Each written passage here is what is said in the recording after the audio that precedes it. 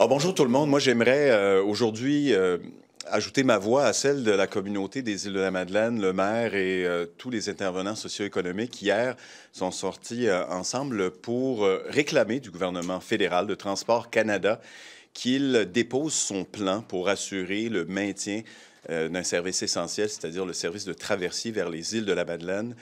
Depuis 1944, on a un service de traversier vers l'île du Prince-Édouard. Depuis 2009, on a une liaison maritime à longueur d'année.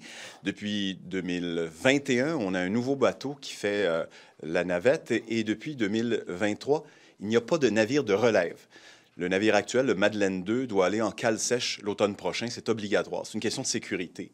Et Transport Canada est aux abonnés absents. Il ne nous dit pas s'il a un plan, quel serait le plan et comment il va le mettre en vigueur. Plusieurs scénarios ont été déposés par la compagnie de transport, qui est l'opérateur du traversier.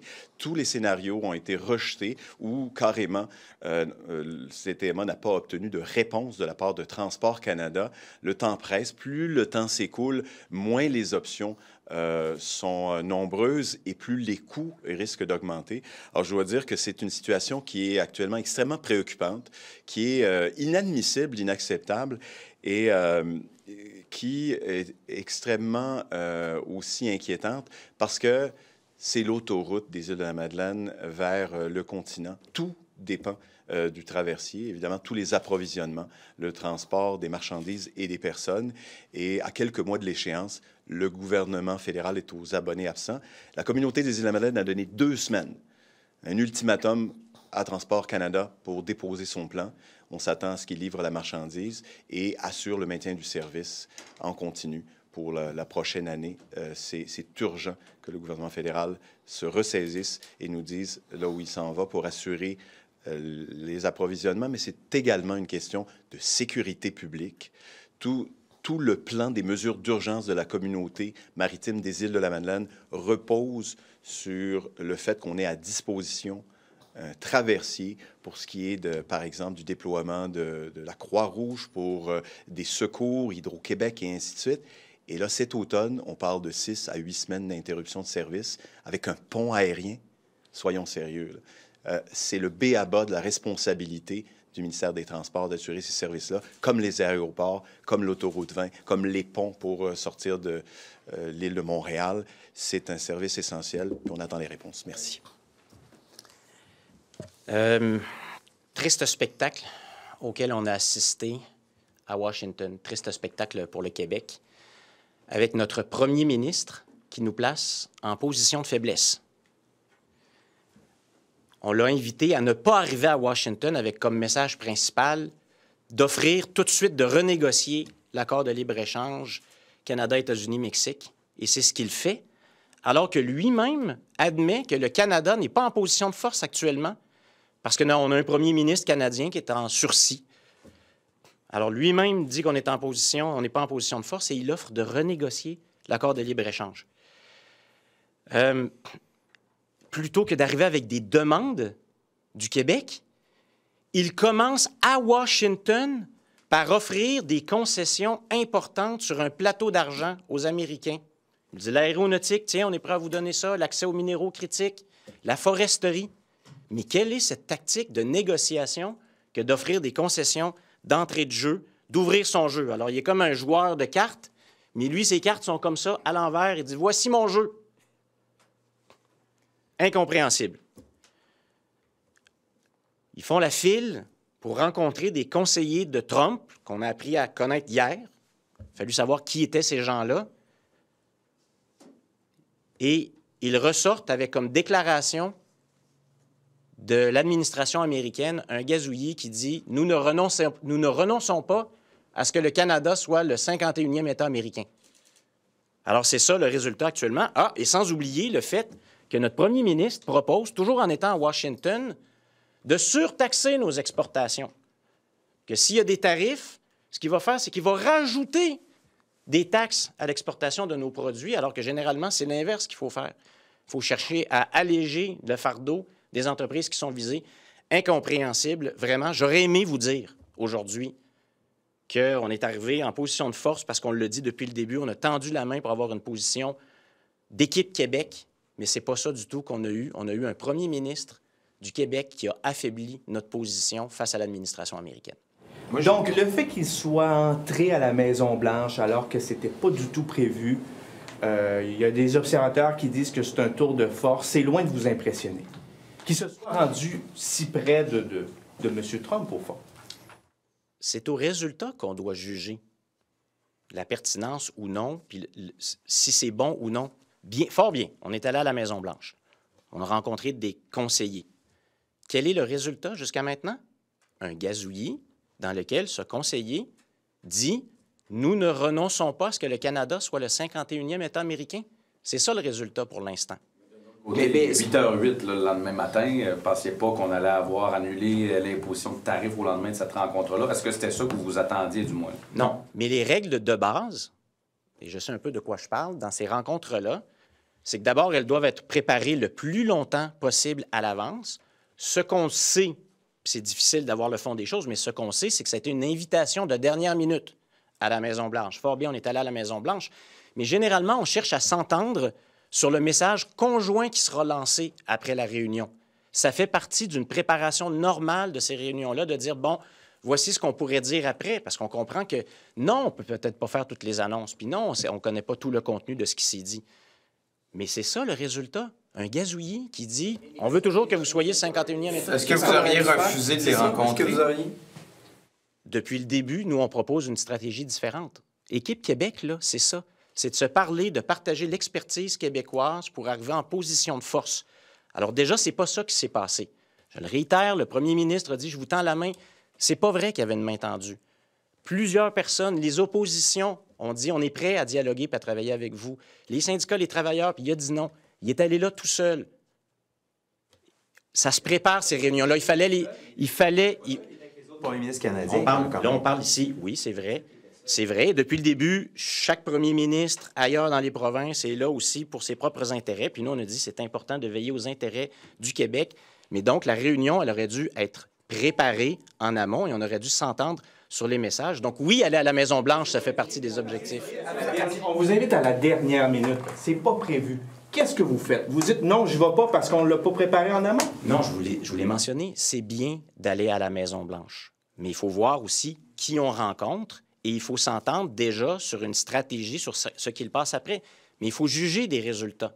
Il faut juger des résultats de cette rencontre-là avec l'ensemble de ce qui a été fait à Washington. Quel gain a obtenu le Québec? Je pose la question parce que l'ensemble de l'œuvre, c'est une position affaiblie du Québec avec comme demande principale de renégocier l'accord de libre-échange au pire moment, alors que l'administration Trump, le président Trump est en position de force en offrant des concessions et en offrant des concessions. Faut le dire, Pas des demandes, pas en arrivant avec des demandes, en arrivant avec des concessions. On commence tout de suite par dire l'aéronautique, la foresterie, les minéraux critiques, je suis prêt à faire des concessions.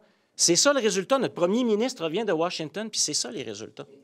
C'est parce que le président américain... critique de M. Legault, mais il reste quand même que c'est M. Trump qui, depuis le jour 1, dit qu'il veut annexer le Canada, puis là, vous lui reprochez de ne pas avoir fait de gain. Je veux dire, il reste quand même que c'est le président des États-Unis qui fait des demandes complètement farfelues, puis qui mène le jeu.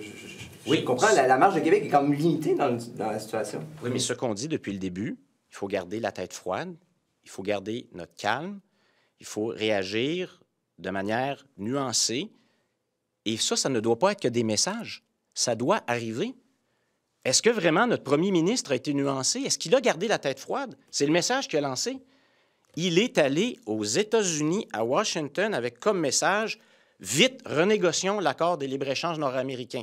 Alors, nous sommes sous attaque avec des menaces tarifaires, des demandes qu'on peut qualifier d'excessives, non conformes au droit commercial international, irrespectueuses de l'accord actuel de la part de l'administration Trump, et on répond en disant « Oui, je veux tout mettre sur la table pendant ce temps-là, et voici les concessions que je suis déjà prêt à faire pour vous. » Je suis désolé, mais c'est une stratégie qui laisse, à tout le moins, perplexe, mais c'est surtout une stratégie qui affaiblit le Québec. M. Paradis, vous dites qu'il faut garder la tête froide. Mais là, M. Trump a fait énormément de déclarations sur l'annexion du Canada. Je veux dire, il a dit qu'il allait utiliser le pouvoir économique des États-Unis pour annexer le Canada. Il continue de dire ça. Là, on a vu le tweet d'hier qui dit il n'y a pas de grand mystère. Ce que veut Trump, faites juste le prendre au premier degré. C'est ça qu'il veut. Vous, est-ce que... Puis M. Trudeau a fait une déclaration là, qui était captée par les médias, comme quoi lui pense que c'est sérieux. Donc, vous, là, est-ce que vous pensez que c'est sérieux, les déclarations de M. Trump? La question, c'est de savoir, parce que là, on dit, est-ce qu'on aurait pu espérer un résultat différent compte tenu du message qu'on reçoit de l'administration américaine depuis l'élection du président Trump? C'est une question de savoir quelles sont les intentions réelles du président Trump. Mais là, notre premier ministre s'en va aux États-Unis, va faire une rencontre avec des conseillers. Manifestement, il n'y avait pas d'entente minimale sur ce qu'on enverrait conjointement comme message après cette rencontre-là. Malheureusement pour nous, le seul résultat qu'on a, c'est un gazouillis qui réitère la position américaine. Vous pensez que les demandes de M. Trump sur l'annexion du Canada, c'est ça qu'il veut pour vrai? C'est très difficile de juger ce que l'administration américaine veut. Vous annexer, c'est pas conforme au droit international, ça. Mais ça viole toutes sortes de principes du droit international. D'abord, en droit commercial international, ce qui se passe actuellement. Canada pour le G7, M. Trump, s'il continue de dire qu'il veut annexer le Canada? C'est le président américain. Donc, il est un peu tôt pour se poser ces questions-là. Celle qui nous préoccupe actuellement, c'est quels sont les résultats de la mission de notre premier ministre à Washington? Quels sont les résultats de cette rencontre-là? Sachant, notre premier ministre le savait, là, ce qu'est le message de l'administration Trump avant. Quel est le résultat? Est-ce qu'il a réussi à faire des gains? Est-ce qu'il a réussi à stabiliser? Est-ce qu'il a réussi à amener plus de certitude dans un monde d'incertitude actuellement? La réponse, c'est non. Il est sorti de cette rencontre-là avec un gazouillis qui réitère la position américaine. Les Américains savent maintenant une liste des concessions que le Québec est déjà prêt à faire en commençant, et il sait que notre premier ministre à nous, ce qu'il veut faire, c'est tout mettre sur la table dans un moment où lui-même, notre premier ministre, dit qu'on n'est pas en position de force. Incompréhensible. Justin Trudeau, à porte close, dit on le prend au sérieux, nous autres. On pense qu'il veut annexer le Canada. Pourquoi le Parti québécois, aujourd'hui, n'est pas en mesure de dire si on le prend au sérieux ou pas? Ses conseillers, hier, ont dit il faut considérer ce qu'il dit à la lettre. Fort bien. La question n'est pas de dire qu'on le prend au sérieux ou pas. C'est de savoir c'est quoi la stratégie quand on s'en va à Washington dans le cadre d'une mission commerciale qui vise à contrer la menace de tarifs de l'administration américaine. Est-ce qu'on a des gains aujourd'hui? La réponse est non. Face à un adversaire qui veut nous annexer. Vous comprenez qu'une mission économique, si on est face à quelqu'un qui veut nous annexer ou pas, ça change diamétralement la manière de faire les choses. Alors, est-ce qu'il fallait aller à Washington? Est-ce que c'était le temps? Est-ce que la mission était suffisamment préparée? Est-ce qu'on avait fait les demandes puis les démarches nécessaires pour s'assurer de ce qui pourrait résulter de cette mission-là? Ce sont toutes des questions qui se posent en amont. Et malheureusement, on n'avait aucune information parce qu'il n'y a pas d'équipe Québec. On a fait de ne pas aller à Washington? Le Parti québécois prône une stratégie qui est raisonnée, et c'est-à-dire qu'on prépare ces missions-là et on s'assure qu'on y va faire des gains, qu'on a des objectifs clairs, autant en communication qu'en matière de ce qui va se passer pendant les rencontres, mais surtout qu'on n'affaiblit pas le Québec. Je le redis encore une fois, il faut regarder, là, il y a beaucoup de conjectures dans les questions, puis dans ce qu'on peut juger, puis là, c'est l'analyse à long terme de ça, elle est complexe. Mais là, on s'en allait dans le cadre de menaces de tarifs et de menaces de guerre commerciale. Et le résultat final, c'est que notre premier ministre a affaibli la position du Québec en offrant de mettre tout sur la table, en indiquant quelles sont ses concessions et en annonçant même qu'il va surtaxer des produits qui pourraient être l'objet de tarifs américains. C'est ça, les résultats de la mission. M. Paradis, c'est juste que... L'acceptabilité sociale pour GNL Québec, êtes-vous surpris? Mais de quel projet parle-t-on? Je comprends qu'il y a eu un sondage, là, mais quel est le projet sur la table? Là? Qui sont les promoteurs de ce projet-là? Où sont les marchés? Bien, je dis de ce projet-là, mais il n'y a pas de projet actuellement. Donc, je comprends qu'il y a des gens là, qui ramènent ça sur la table, mais il n'y en a pas de projet, il n'y a pas de promoteur, il n'y a pas de marché, et ce sont des questions qui se sont déjà posées relativement à ces projets-là. Et la conclusion, c'est que l'intérêt économique du Québec n'a pas été démontré quand on a eu ce débat-là. Et en plus, il y avait le problème de l'acceptabilité sociale. Donc, les mêmes questions demeurent, et le Québec, actuellement, a un plan Hydro-Québec, a un plan ambitieux, parce que le plan du gouvernement, on ne le connaît toujours pas, mais qui mise sur nos forces à nous, notamment dans le domaine de l'énergie électrique. M. Paradis, vous convenez quand même que le contexte était complètement différent. Le contexte était complètement différent.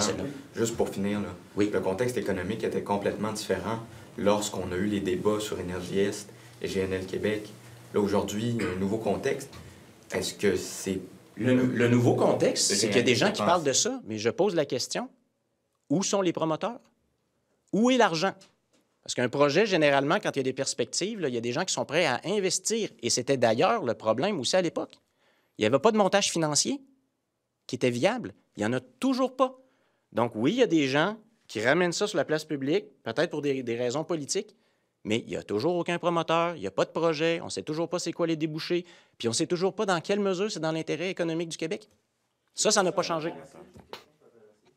Oui. Ah, avec plaisir. Mais c'est pas, je connais pas très bien la situation. Vous, là, quand vous êtes un député souverainiste, vous voulez faire l'indépendance du Québec, là, vous demandez à Transport Canada d'assurer la liaison. Est-ce que, dans un Québec indépendant, la géographie fait que c'est sûr que ça continuerait de passer par là, ou il y aurait moyen pour le gouvernement du Québec de dire, bien, on outrepasse Transport Canada?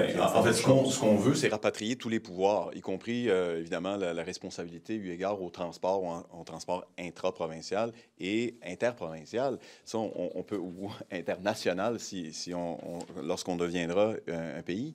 Mais là, l'idée, c'est qu'on envoie des taxes et des impôts au fédéral qui, actuellement, ne répond pas. La même chose là, que pour l'émission de passeport, puis le contrôle de la frontière, puis pour le système de paye Phoenix. Mais là, on parle de sécurité élémentaire, des approvisionnements, de la sécurité publique et tout ça. Et le fédéral ne répond pas. Alors, c'est ce qu'on déplore aujourd'hui, ce qu'on dénonce, en fait, aujourd'hui, que le fédéral prenne ses responsabilités, sinon qu'il puisse les confier au gouvernement du Québec, et puis on va l'assumer. D'ailleurs, j'ai contacté et j'ai discuté avec Mme Guilbeault hier. Elle va rencontrer Mme Annan la semaine prochaine et faire part justement de ce message-là, que même les responsabilités du gouvernement du Québec, eu égard au territoire des Îles-de-la-Madeleine, ne pourraient pas être assumées si le fédéral ne s'assure pas que les transports puissent se faire de façon régulière. Mr. Paradis, with all your experience, past experience in negotiations abroad, like with international organizations, was it a good thing that Mr. Legault said yesterday in the context of the Trump administration, which is totally different from what you've learned in the past? You know that. So is it a good thing that Mr. Legault opened his game plan in listing the concessions he could make?